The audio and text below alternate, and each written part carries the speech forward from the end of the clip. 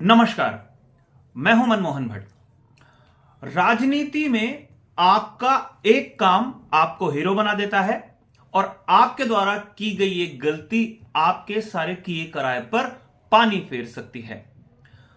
कई बार आपको हराने के लिए, आपको फेल करने के लिए लगातार कोशिशें होती रहती हैं।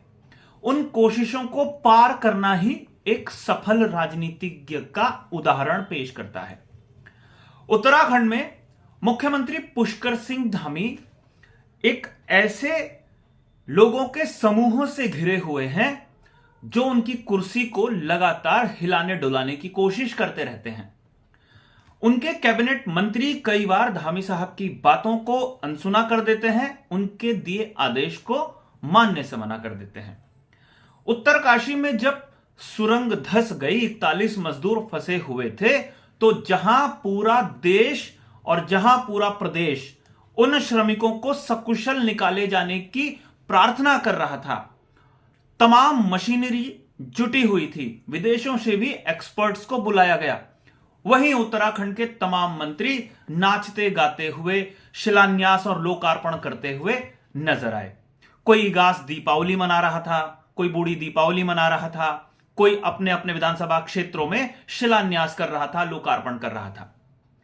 लेकिन सरकारी मशीनरी की पूरी कोशिश थी कि जो ऑपरेशन शुरू हुआ है यह सफलतापूर्वक संपन्न हो जाए और प्रधानमंत्री नरेंद्र मोदी इस ऑपरेशन की कमान खुद अपने हाथों में लिए हुए थे। इसलिए राज्य सरकार के जो मुखिया हैं, मुख्यमंत्री पुष्कर सिंह धामी, उनको भी अपना कैंप कार्यालय उत्तरकाशी में बनाना पड़ा और वहां से मॉनिटरिंग उनको करनी पड़ी। जो फैसले लेने थे वहां से उनको लेने पड़े और मुख्यमंत्री प्रधानमंत्री के साथ लगातार संपर्क में थे। इस तरीके की प्रेस रिलीज, इस तरीके के वीडियोस लगातार भेजे जाते थे सरकार की तरफ से। एक वर्ग निश्चित रूप से यह चाहता नहीं था कि यह ऑपरेशन सफलतापूर्वक संपन्न हो जाए, इसीलिए तमाम मंत्री अपने अपने कामों में, अपने अपने गृह क्षेत्रों में, अपने अपने परिवार के साथ, अपने विधानसभा क्षेत्रों के साथ कोई दीपावली मना रहा था और कोई दूसरे आयोजनों में व्यस्त था। लेकिन जब प्रधानमंत्री की नजर सीधा हो तो मुख्यमंत्री को काम करना पड़ता है और मुख्यमंत्री पुष्कर सिंह धामी को काम करना पड़ा। सरकार पल्ला भी झाड़ सकती थी, राज्य सरकार, वो कह सकती थी कि ये तो नेशनल हाईवे का प्रोजेक्ट है, केंद्र सरकार का प्रोजेक्ट है, राज्य सरकार की क्यों किरकिरी होनी, राज्य सरकार का इससे क्या लेना देना है।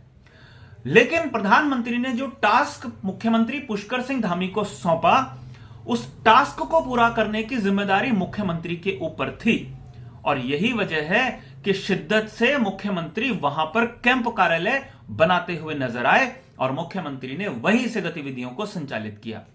ऑपरेशन सफलतापूर्वक संपन्न भी हो गया। इस ऑपरेशन के संपन्न हो जाने से हो सकता है सरकार के भीतर ही जो विरोधी तत्व हैं वो कहीं ना कहीं परेशान हो गए होंगे। जाहिर सी बात है, ऑपरेशन सफल होने का मतलब सीएम धामी के नंबर बढ़ गए। प्रधानमंत्री कार्यालय में प्रधानमंत्री नरेंद्र मोदी के सामने मुख्यमंत्री के नंबर बढ़ गए। प्रधानमंत्री को भरोसा भी हो गया कि हां, मैंने एक टास्क सौंपा और उस टास्क को भले ही कई एजेंसियों ने संचालित किया, लेकिन उत्तराखंड के मुख्यमंत्री भी उस टास्क में लीडर की भूमिका में नजर आ रहे थे। अब पुष्कर सिंह धामी के नेतृत्व में एक इन्वेस्टर समिट होना है देहरादून में। 2 लाख 2.5 लाख करोड़ के एमओयू समझौते उत्तराखंड में हो गए हैं, उत्तराखंड सरकार के साथ उद्योगों के समझौते हो गए हैं। इस तरीके का दावा राज्य सरकार की तरफ से किया जा रहा है, लेकिन पीछे से यह भी बताया जा रहा है कि 2.5 लाख करोड़ का अमाउंट बहुत बड़ा है। जमीन पर शुरुआती दौर में ही 30,000, 40,000, 50,000 करोड़ रुपए के निवेश को दिखाया जा सकता है कि कौन सा इन्वेस्टमेंट कहां पर आया है। जैसे होटल खुलने हैं, रिजॉर्ट खुलने हैं, वो काम बड़े आसानी से राज्य सरकार अपनी उपलब्धि के तौर पर बहुत जल्दी दिखा सकती है।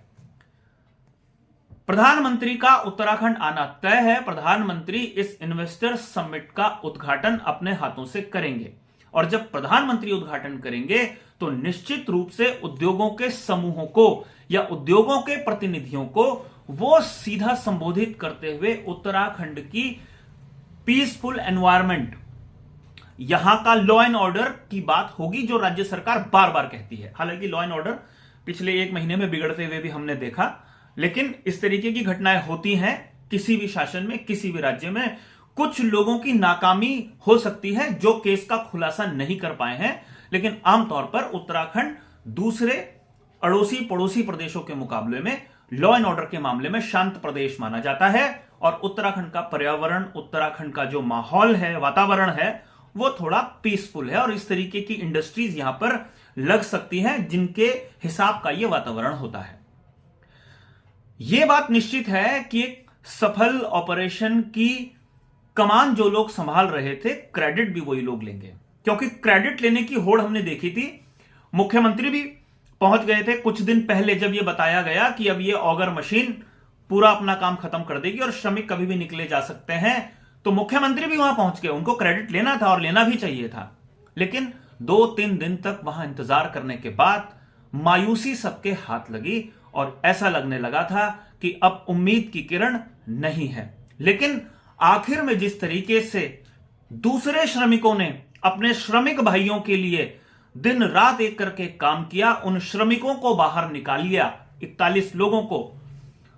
उन श्रमिकों के लिए दीपावली का आयोजन किया जा रहा है, जो मुख्यमंत्री कार्यालय में, मुख्यमंत्री के आवास में इगास बगवाल की जो कार्यक्रम था सांस्कृतिक, उसको रद्द कर दिया गया था, उसको पोस्टपोन कर दिया गया था। और आज संस्कृति विभाग उस कार्यक्रम को एक बार फिर से पूरे धूमधाम के साथ मना रहा है और जो श्रमिक हैं उन श्रमिकों के परिजनों को भी उसमें आमंत्रित किया गया है। बहुत सारे श्रमिक ऐसे हैं जिनके परिजन यहां पर हैं, उनकी कुशल क्षेम पूछने के लिए अलग अलग हिस्सों से वो लोग यहां पर पहुंचे हैं।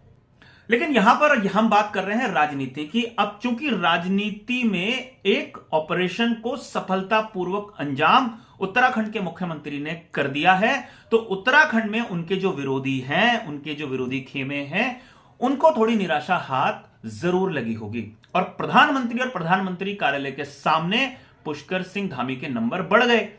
अब प्रधानमंत्री आएंगे और भरे मंच से एक बार फिर से पुष्कर सिंह धामी की पीठ थपथपाएंगे जब वो इन्वेस्टर समिट का उद्घाटन करने के लिए आएंगे।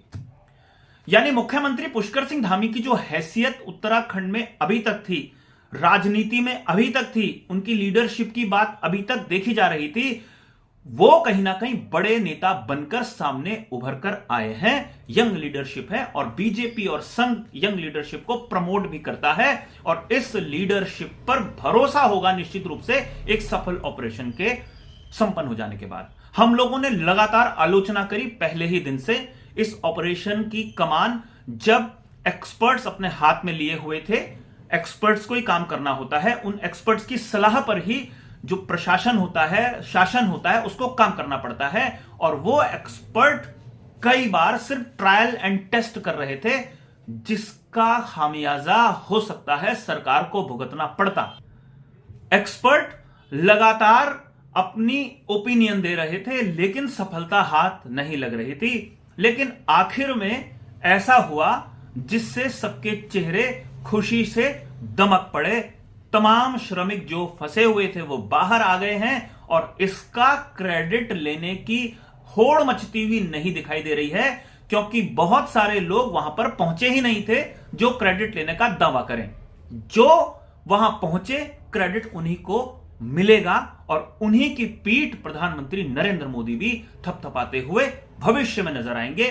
स्पष्ट रूप से भरे मंच से यह बात पूरे देश भर में कही जाएगी और उत्तराखंड का यह जो रेस्क्यू ऑपरेशन है, यह पूरी दुनिया भर के लिए एक नजीर बनेगा। देश भर के जो आपदा प्रबंधन के जो संस्थान हैं, जहां भी पढ़ाई होती है, वहां पर इसे एक चैप्टर के रूप में भी लागू करने की तैयारी हो रही है। तो यह देखना काफी महत्वपूर्ण होगा किस तरीके से धामी साहब की उत्तराखंड के लीडर की हैसियत और बड़ी बनेगी। प्रधानमंत्री कितने नंबर पुष्कर सिंह धामी को भविष्य में खुले मंच से देते हुए नजर आएंगे। अभी के लिए साथियों इतना ही। अगली रिपोर्ट में आपसे फिर मुलाकात होगी, तब तक इजाजत दीजिए। नमस्कार।